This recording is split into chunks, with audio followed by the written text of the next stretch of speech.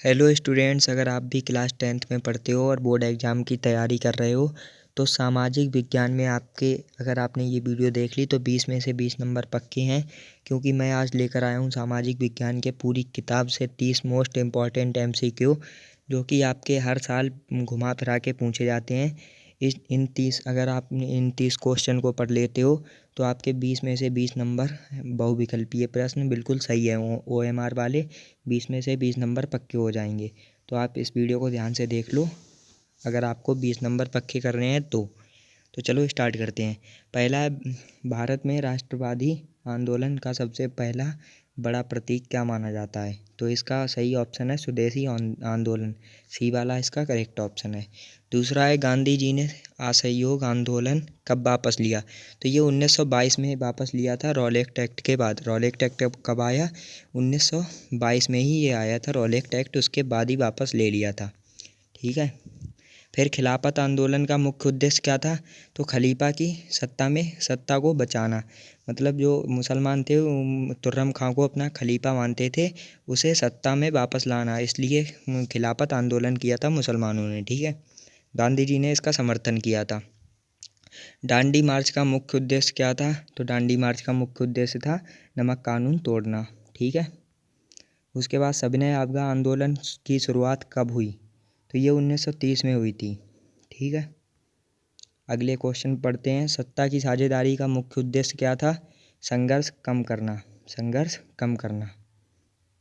उसके बाद सत्ता की साझेदारी लोकतंत्र के लिए क्यों जरूरी है? तो क्यों जरूरी है? स्थिरता के लिए। अगर ये 30 बहुत इंपॉर्टेंट क्वेश्चन है, वेरी वेरी इंपॉर्टेंट क्वेश्चन है। अगर आपने ये पढ़ लिए तो आपके 15 नंबर तो कन्फर्म ही है। वैसे तो 20 में से 20 भी फंस जाते हैं कभी कभी। ठीक है, क्योंकि यही बार बार घुमा फिरा के यही पूछते हैं बोर्ड एग्जाम में। तो उसके बाद है, बेल्जियम में सत्ता की साझेदारी किस प्रकार की गई है? सामुदायिक सरकार। ठीक है, बी ऑप्शन करेक्ट है। श्रीलंका में किसे प्रमुखता दी गई है? तो सिंघली को प्रमुखता दी गई है। ठीक है, श्रीलंका में। उसके बाद है, सत्ता की साझेदारी से क्या बढ़ता है? तो विश्वास बढ़ता है इससे। बी ऑप्शन करेक्ट है। उसके बाद अगला क्वेश्चन है, औद्योगिकीकरण का मुख्य कारण क्या था? तो मशीनों का आविष्कार। औद्योगिकीकरण मतलब अपनी ज़िंदगी को आसान बनाना, तो मशीनों से ही हमारी ज़िंदगी आसान हुई है, इसलिए बी ऑप्शन करेक्ट है इसका। ठीक है। उसके बाद इंग्लैंड में औद्योगिकीकरण क्रांति की शुरुआत किस उद्योग से हुई? तो ये कपास वस्त्र उद्योग से हुई। ठीक है। उसके बाद अगला क्वेश्चन है, कारखानों में काम करने की स्थिति कैसी थी?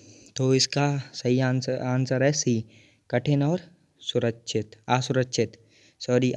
सी, मैंने सुरक्षित बोल दिया। ठीक है। उसके बाद है, भारत में औद्योगिकीकरण का प्रभाव क्या पड़ा? तो इसका ऑप्शन बी सही है, कुटीर उद्योग प्रभावित हुए। ठीक है।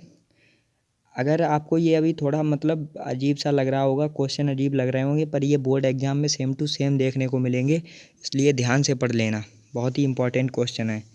पहली फैक्ट्री भारत में कहाँ लगाई गई? तो ये मुंबई में लगाई गई थी। ठीक है। संसाधन किसे कहते हैं? जो मानव की आवश्यकता पूरी करे उसे संसाधन कहते हैं। ठीक है। अगले क्वेश्चन पे बढ़ते हैं। नवीकरणीय संसाधन का उदाहरण क्या है? तो सौर ऊर्जा है नवीकरणीय संसाधन का उदाहरण। उसके बाद अगला है, संसाधनों का संरक्षण क्यों जरूरी है? तो ये इसका बी ऑप्शन करेक्ट है, भविष्य के लिए बचाने हेतु मतलब भविष्य के लिए बचाने हेतु ये जरूरी है। ठीक है। फिर उसके बाद, भूमि संसाधन का सबसे बड़ा उपयोग किस में होता है? तो ये कृषि में होता है। भूमि संसाधन का सबसे बड़ा उपयोग किस में होता है? तो ये कृषि में होता है। ऑप्शन सी करेक्ट है। ठीक है। उसके बाद, मृदा अपरदन का मुख्य कारण क्या है? तो इसका मृदा अपरदन का मुख्य कारण है, तो इसका ऑप्शन सी सिंचाई करेक्ट है। ठीक है। उसके बाद अगले पे बढ़ते हैं, लोकतंत्र की मूल भावना क्या है? तो लोकतंत्र की मूल भावना क्या है? धन है। ठीक है, बी ऑप्शन करेक्ट है। उसके बाद, लोकतंत्र में अंतिम शक्ति किसके पास होती है? तो ये न्यायालय के पास होती है अंतिम शक्ति। ठीक है, सी ऑप्शन करेक्ट है। उसके बाद नेक्स्ट पे चलते हैं, लोकतांत्रिक सरकार का चुनाव कैसे होता है? तो ये उत्तराधिकारी से होता है। ठीक है।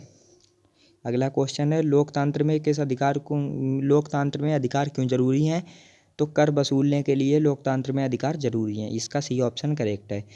उसके बाद भारत एक लोकतांत्रिक देश है क्योंकि यहाँ जनता सरकार चुनती है। यहाँ सरकार जनता के द्वारा चुनी जाती है। आपने उसके बारे में, साउथ कोरिया के बारे में सुना होगा। वहाँ पे जनता से कोई मतलब ही नहीं है सरकार का।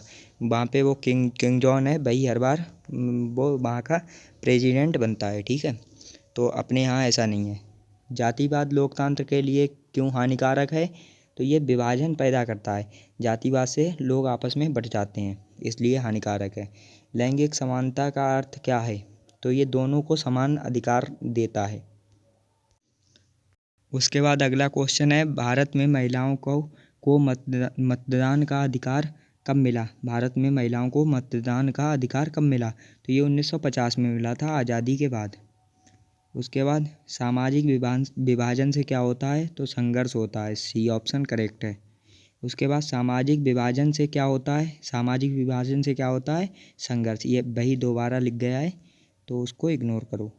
उसके बाद आता है, लोकतंत्र में सामाजिक न्याय क्यों जरूरी है? तो ये समान अवसर देने के लिए ये ज़रूरी है। लोकतंत्र में सामाजिक न्याय समान अवसर देने के लिए ज़रूरी है। तो कमेंट करके बताना वीडियो कैसी लगी, और नेक्स्ट वीडियो किस टॉपिक पर चाहिए वो भी कमेंट कर देना, मैं बना दूंगा।